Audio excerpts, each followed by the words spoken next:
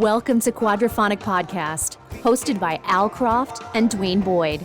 Able-bodied is a temporary situation for everyone. Quadraphonic shines a light on issues faced by folks with different levels of ability navigating the live music scene.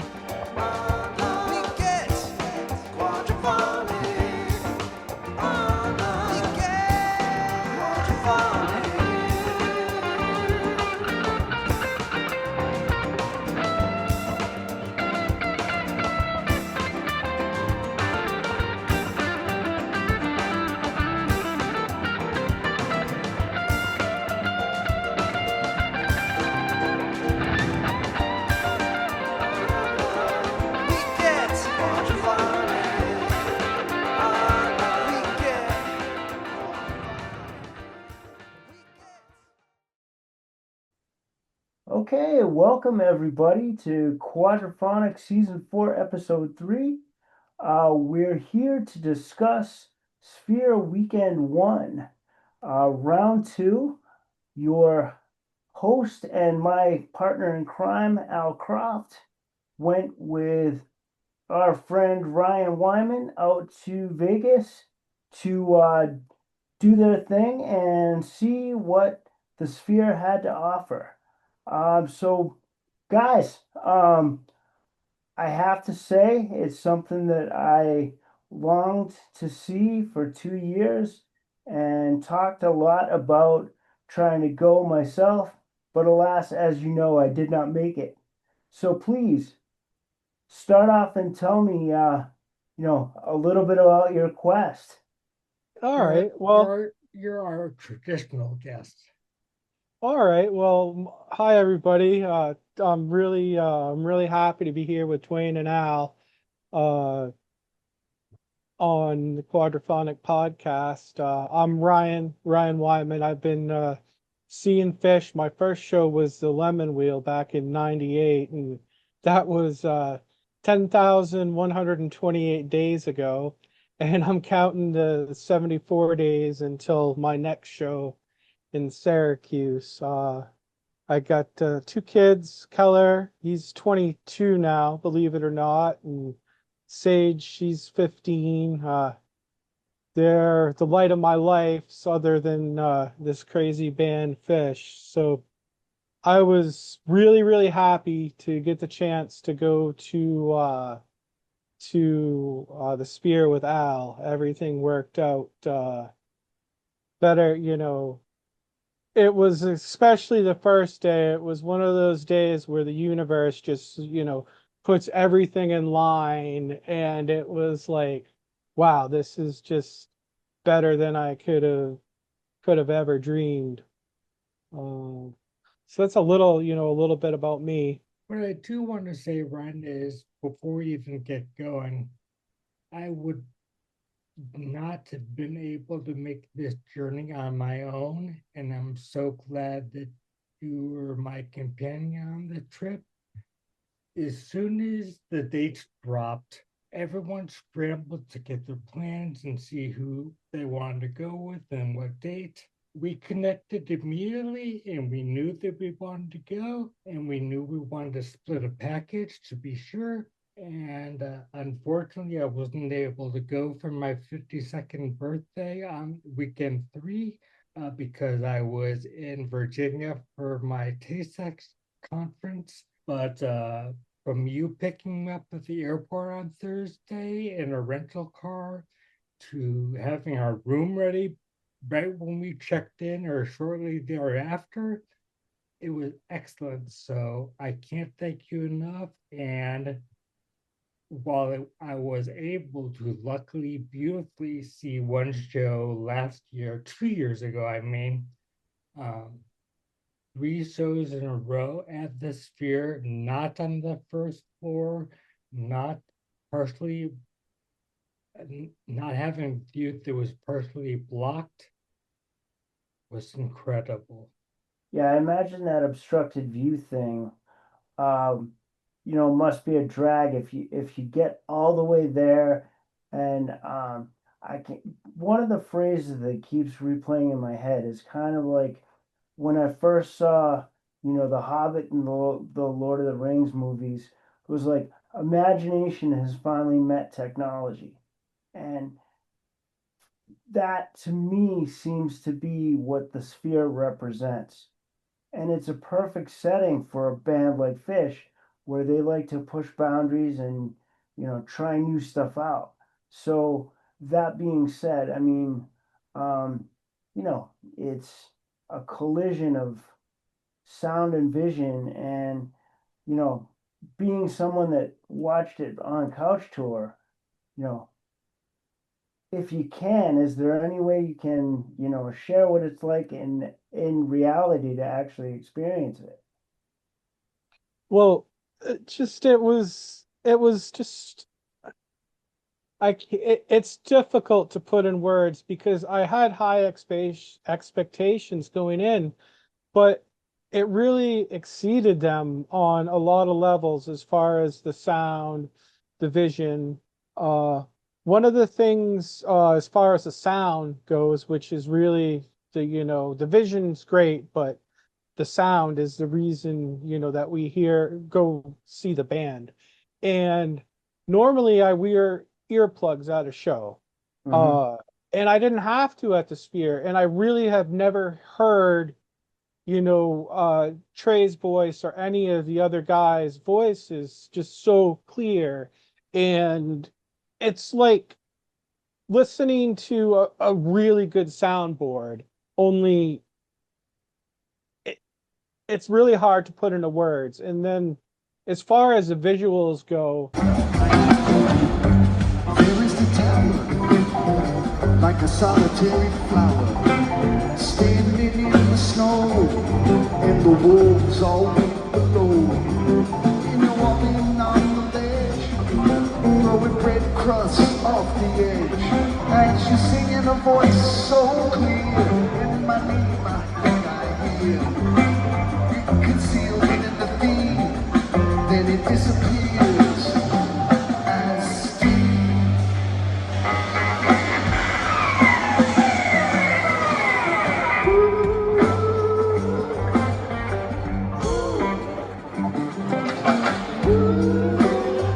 that first night when we walked in, they had a view of the barn, uh ambient sounds of bugs and birds and everything in the background. And it was like it was real. It was really like being there, like the way that it just kind of hits your mind. It's a lot to process, but it was just, it floored me. It absolutely That floored me. And we that's were just wild. both overcome by the fact that when the sphere pumps in oxygen and it's just so nice and cool in there. But in addition, the trees swing. It felt like a breeze, a natural breeze inside, with the backdrop of the barn, and the ambient noises and everything. It was incredible even before the show started. So I've heard different things about that they adjust the temperature. Do they actually, raise and lower the temperature during the set? Absolutely. I'm pretty sure it was a lot warmer for Split Open and Melt than it was later in than it was at the beginning when they were opening up with Evolve and Theme from the Bottom. Well, wait until they actually do smell-o-vision. I think that's coming next. I So, all right, I gotta get the super obvious stuff out of the way.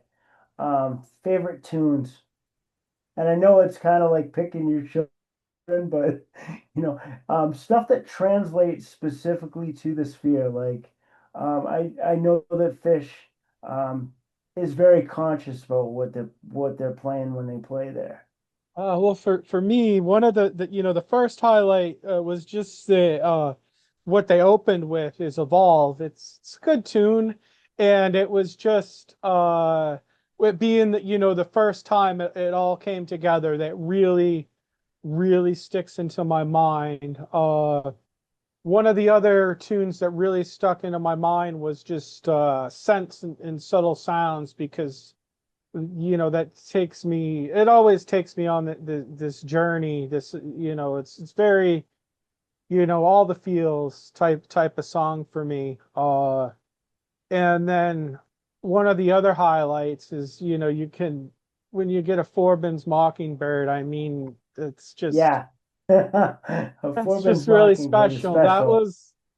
was the one song I got the whole 10, I tried not to take too many videos, but I got the whole 10 minutes or 12 minutes of that one. That was just really really special. And then musical, the other thing, a lot of it kind of just melds together as this one big puddle of happiness, and I haven't had a chance to listen back. But another thing that really stuck out in my mind is, you know, Tweezer, especially since we had that reprise fest at SPAC this last summer.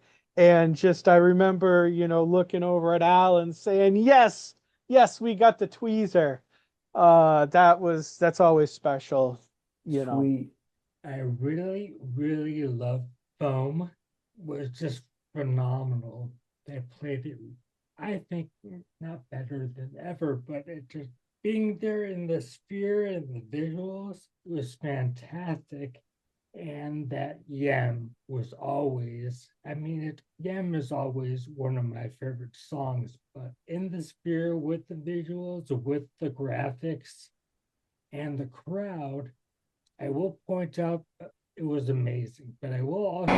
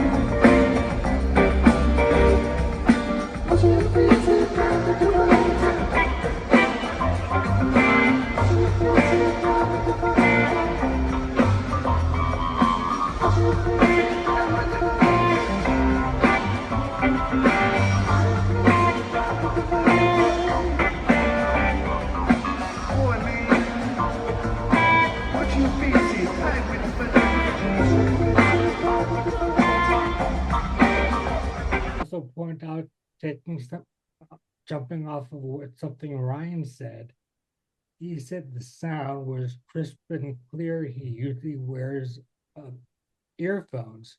Well, I attempted to put in earplugs at one point of the night, and then I felt like, why should I even bother wearing these? It was so crisp and clear. I took them out, and it wasn't overwhelming. It was just immersing myself in the sound. I was swimming on the screen with the band, and it was just. Now, how is for someone that's not been there, how is the overall volume? I mean, it do they play everything loud, or is there subtlety as well? Both. It's hard to explain, but like Al said, it's not overpowering.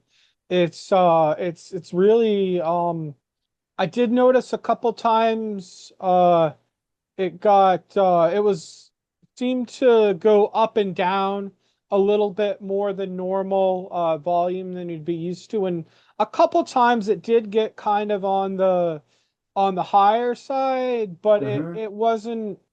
It was definitely like not. It was never deafening. It was never like, oh, I should put in earplugs.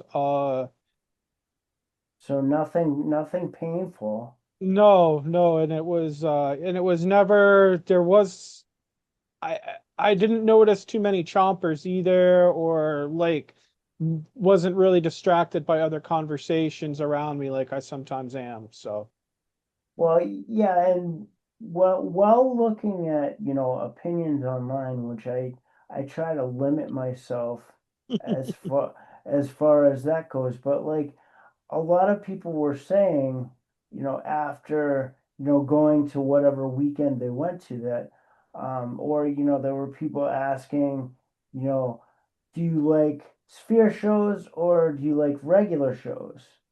And um, first time around in 2024, I had a friend say that the sphere ruined him for regular Phish shows. Like he was pretty much like the sphere was the only way he wanted to see Phish.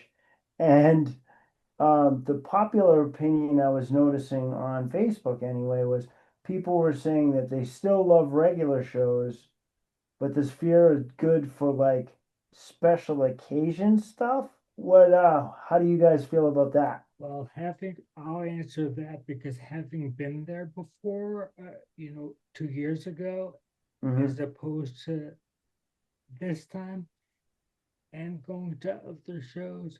First of all, 100X is first class. So as soon as we secured the package, Ryan and I emailed them to make ADA accommodations as you and I do, Dwayne, when we go travel to go to our shows. Mm-hmm.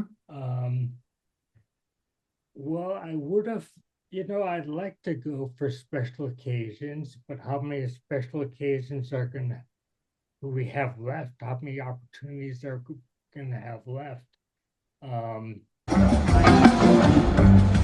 is the tower, like a solitary flower, standing in the snow, and the wolves all weep below.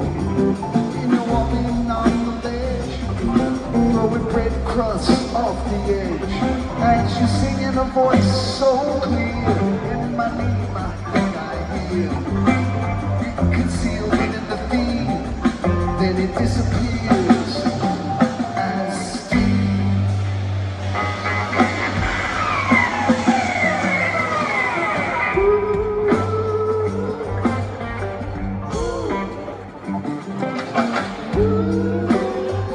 Well, You I know, think that's how Phish gets us.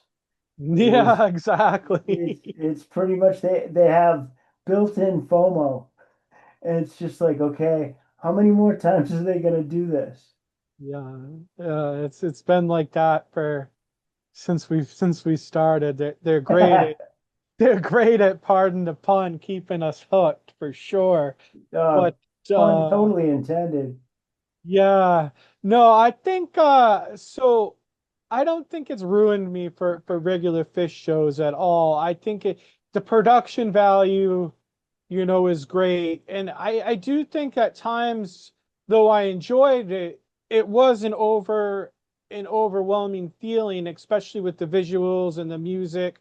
I found myself a little more focused on the visuals than I normally am. A lot of times when I'm at a show, I like to close my eyes and just hear the music, but it didn't do that much at the Spear because I was afraid I was gonna miss something. I would definitely go to the Spear again, but like I don't think it ruined me for anything. If all the Phish shows were, you know, it was great for a change, but I wouldn't want it to be every show. And that's nothing against Phish. It's nothing against the Spear. It's just I like my fish a certain way, and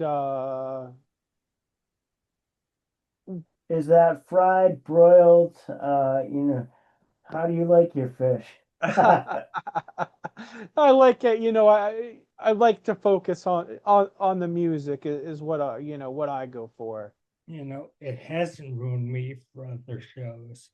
In fact, I like going to outdoor shows. I like the fact that you and I, Dwayne, are going to meet at Dick's at the end of the summer to close it Absolutely. out. No, that's a tradition that I wouldn't trade for anything, man. You and I mean, we've been doing that almost 10 years together. And It's a special spot. it was, and Ryan and I pointed out to each other that weekend, or came to the same aha moment that, we've been to a couple of shows in groups. We've never been to a show where it's just the two of us. It was nice being just the two of us. And also, when we're talking about the sound quality, I know that the Sphere has sound and vibration and stuff built into the seats.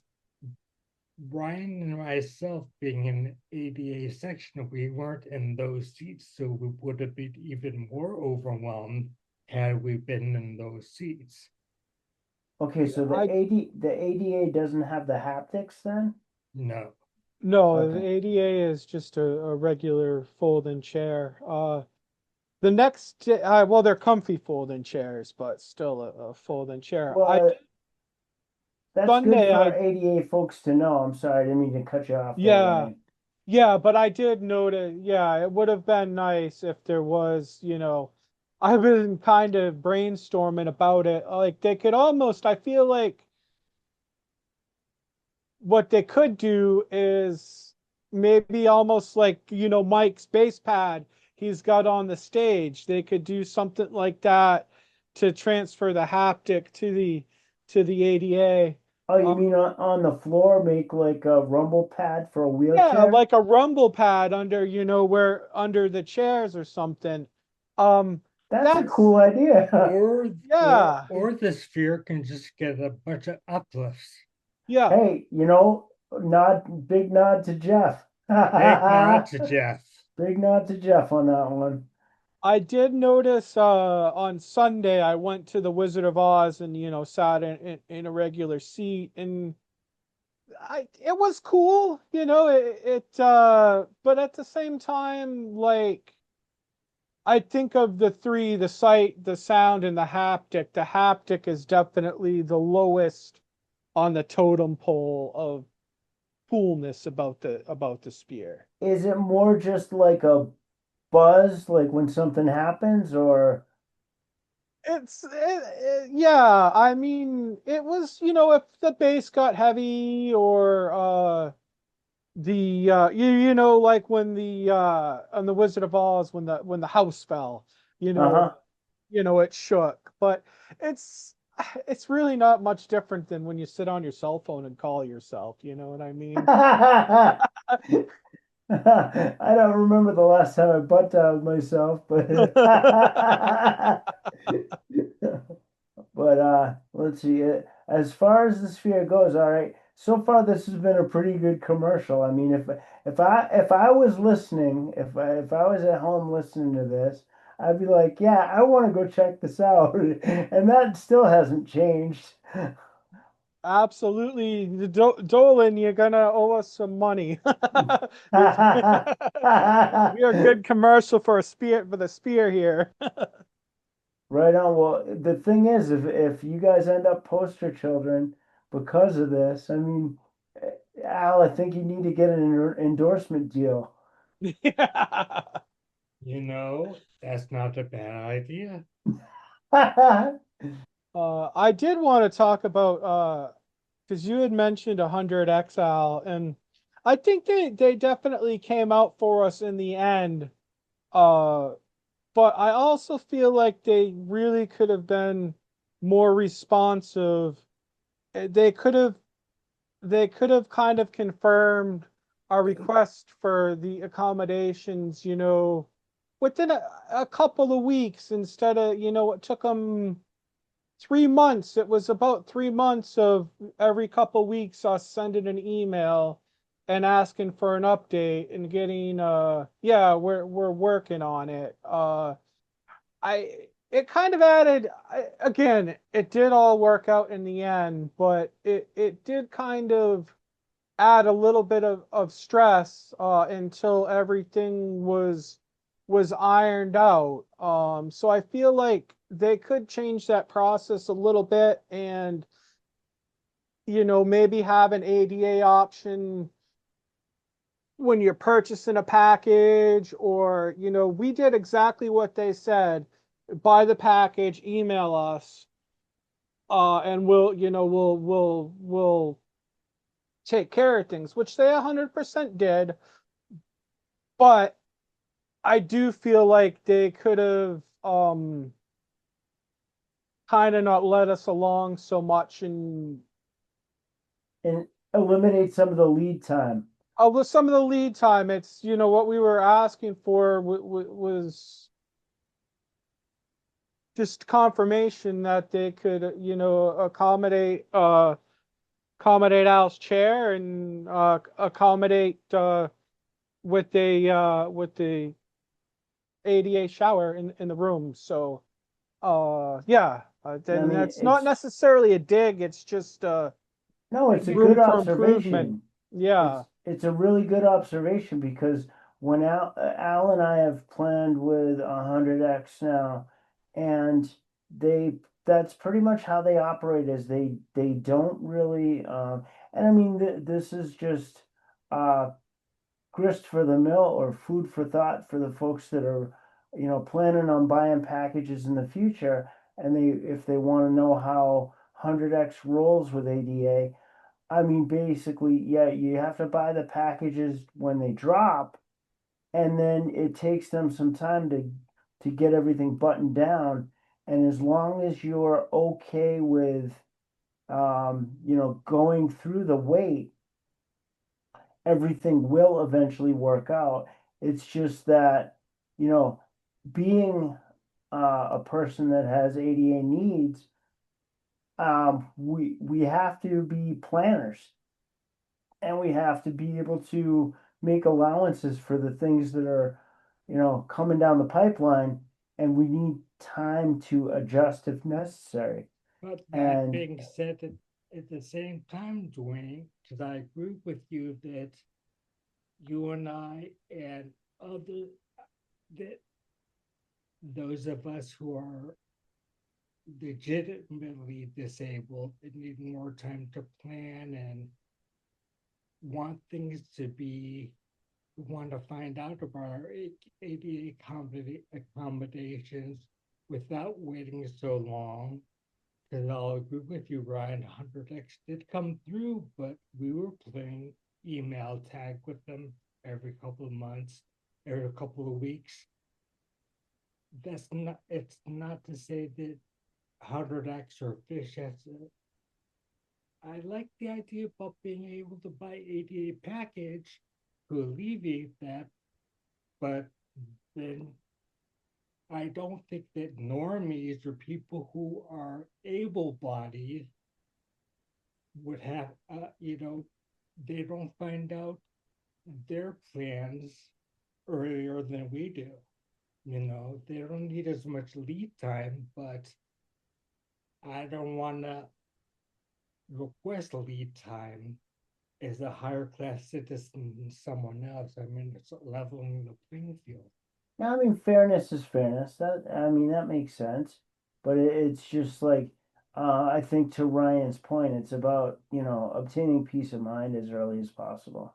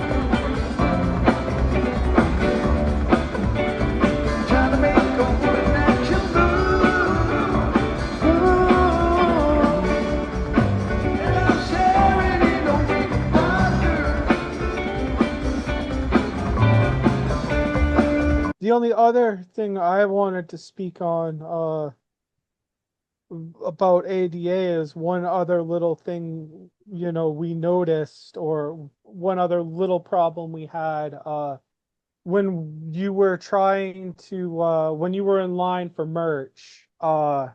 It was, you tried to get in line for merch, but it just wasn't your chair was running over the pylons, I guess.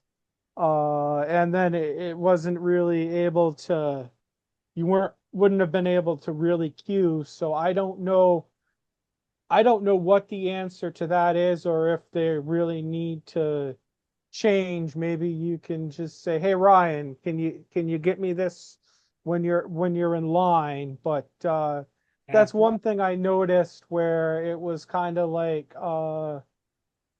I would have never noticed it, or thought of it, but being there with you, Al, it was like, okay, I had to kind of think, not only for, how are we going to navigate, this chair, like Dwayne, when we you know where I'm going with this, I do. the navigating the subway and the Long Island and the Metro North back from Madison Square Garden, nothing was on that level of holy, oh my God, how do we That do this? that was some Dungeons and Dragons level stuff, man. Yeah, man, that was like, we made it though. We We made it in did. one way or the other. It's just like it's just you gotta, yeah, it's an adventure every time, and sometimes it helps to look at it like that for And I'm gonna sure. say, thank God we had Melissa. Yeah, yes, for She was sure. our navigator extraordinaire. Absolutely. So, I mean, um, either one of you guys, I mean, we focused pretty well and we've done really cool as far as staying on task with Sphere and ADA stuff. But as far as the whole Vegas experience, was there anything outside of the Sphere that you guys did that you want to kind of chime in about? Monorail, Monorail, monorail, monorail, monorail. monorail. That was so fun. That was a life goal, was to ride a monorail, and that's all because of, that Simpsons clip. And I when I asked Al, I'm like, Al, this might sound a little crazy, but I really want to make sure we go on the monorail. And his eyes, they had the same light in them, that mine did, or Fish puts in there. Yeah, And it yeah. was just, we were sitting on the train and the monorail, and a couple times we were the only one in the car, and we were just we were singing it. It was, That is one of my favorite episodes of The Simpsons oh my God, ever. I love it. I love And it it. was on my bucket list too, Ryan. Right when you picked me up from the airport, we said, that was one thing that I wanted to get done, but I will also add into the conversation about our trip um, to the Brooklyn Bowl Hmm. on day two. We were there, not the concert, because we'll talk about that later, because that was Yep. amazing. But when we went to the Brooklyn Bowl for the fan art, that was amazing. And yes, that was also a little hard, tough to navigate with the scooter, but we managed, and I managed to get a cool hat, and you managed to get some cool stuff, and saw some friends, and it was great. Yeah, it was really yeah, it wasn't too bad, it was all street level stuff getting over there from the hotel. Nothing in Vegas is as close as it looks. I was looking at my timeline on my Google phone, and it's like zero walking, zero walking, zero walking, and then I walked 11 miles that Vegas weekend, according to my phone, in 3 days. It's like more than I had done in the past months, but yeah, that's a nice spot, that Brooklyn Bowl. They got a good thing going on down there. That's cool. Now, would you say, Ryan, that if your phone said you did some extra walking, and looking at the schedule, there's no walking, would you say that fish at the Sphere is good for your physical fitness overall? Absolutely, yes, for sure. That maybe I get my doctor to sign off on the next shows for my exercise plan, like you can on the gym. I like that, and because I like food, thumbs up or thumbs down on the Sphere food? Eh, there's nothing that it's nothing special. Yeah. Um, it's uh, it's your standard overpriced beer, your standard chicken fingers pizza that's not very good, but you're hungry, so you eat it. At least I found Okay. nothing that was like, oh, this is good. Well, we want to give people the real deal on Quadraphonic. I mean, that's what That's we're here to do. That's true. That's true. They do they take your bottle caps, so make sure you bring a bottle cap with you. Uh, they make you open your beers right there when you buy them. I mean, that's like anywhere, Yeah. it they don't, you go the next day for the Wizard of Oz, and they don't take your bottle cap, they don't make you open your drink. So that's, but So I guess it's like, whatever. They say it's insurance, but I just think it's, it's specifically for a concert crowd, though, it seems. Is that yeah, right? yeah, it's just a, I've always, that's always been a pet peeve. Listen to the way I'm rambling about it. It's obviously Well, gets me Right. going.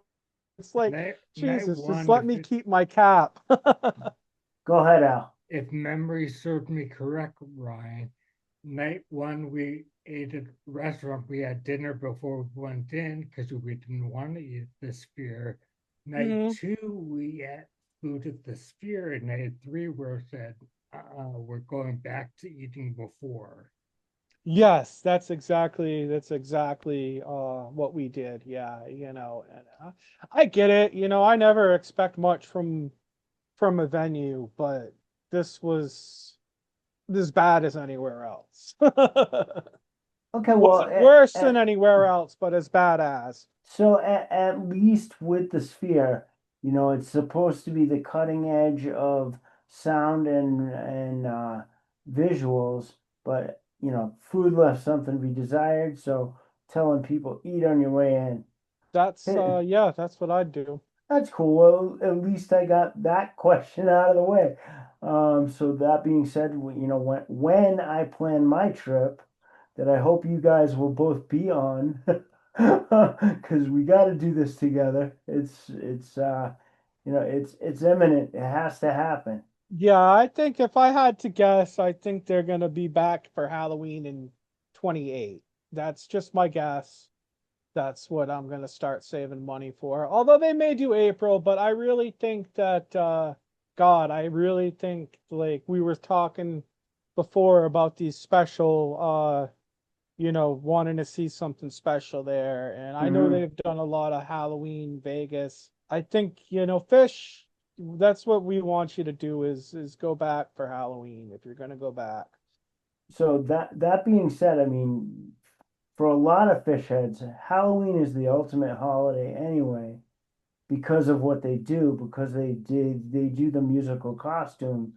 It just seems like the Sphere is a place where, it's more of a psychedelic playground where they can do a lot more and they can make things scary, or they can make things, mysterious, or mess with the temperatures and make you feel warm or make you feel cold. I mean, it would be the ultimate place to do something for Halloween. It would. I think it would have to be more on the lines of Casavox or Sci-Fi Soldier. I don't think they should cover.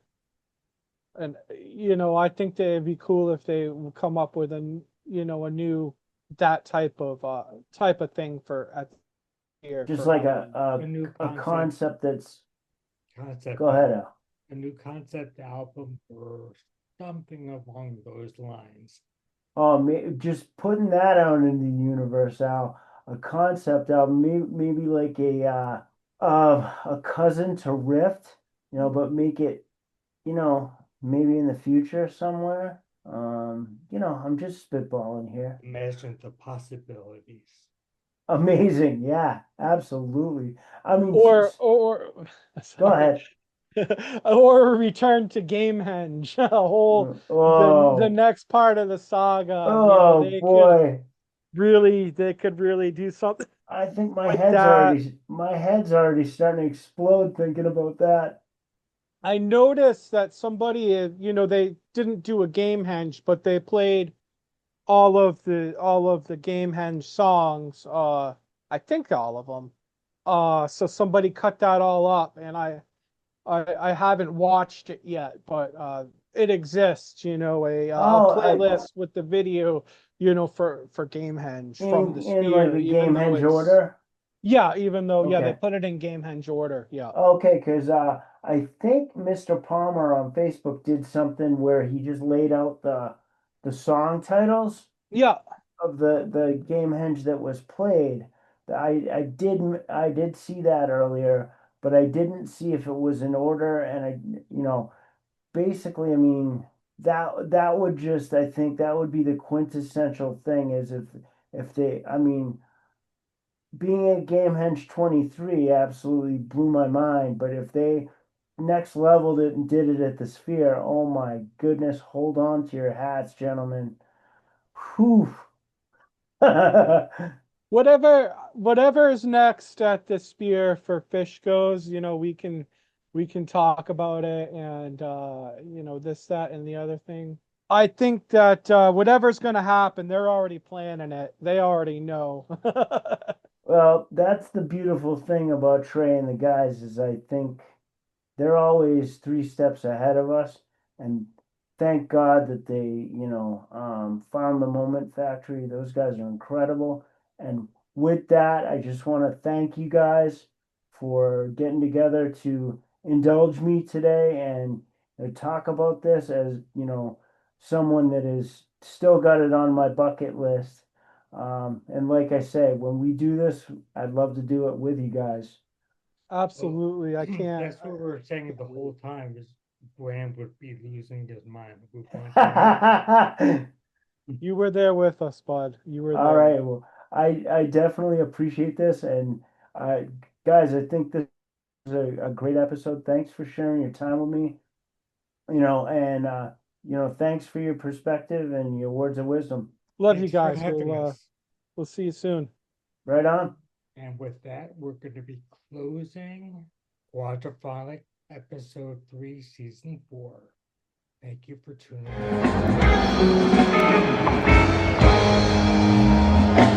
Crawl for it, stand up the mountain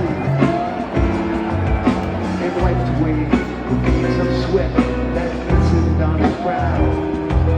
His tired feet were buried in the sweat, and his bloodshot eyes saw all that lay between him in fulfillment of his vow. And he felt his fingers wrap around the knotted root and pull his body upwards to a sea green mossy boulder. And he dragged his weary body up the mountain. And he climbed so slowly, he climbed so slowly, and said, ahead.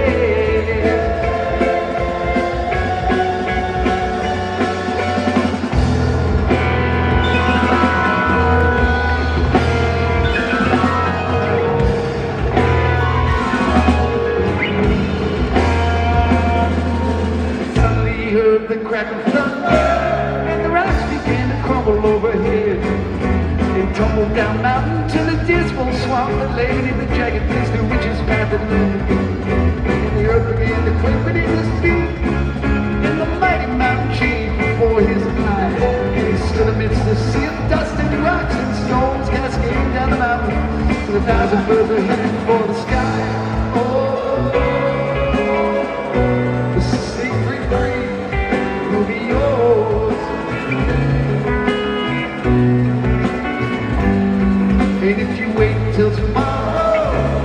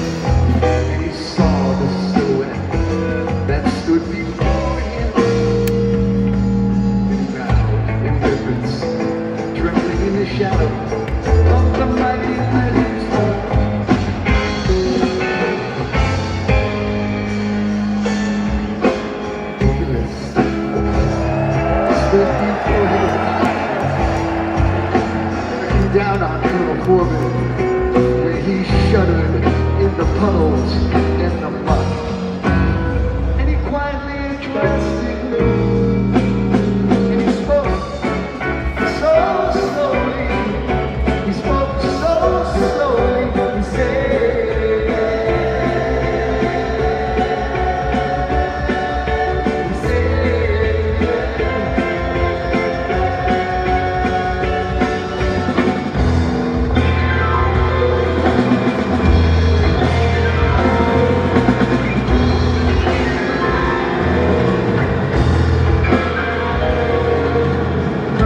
and I know why you come here, and I'll help you with your destiny. Call upon my faithful friend of mine, the tree of knowledge in your soul grow, and help you fairly purple place to see. But I'll warn you that I'll not receive an innocent girl, because a deadly weapon in the hands of avarice can be the sacred creed will be yours.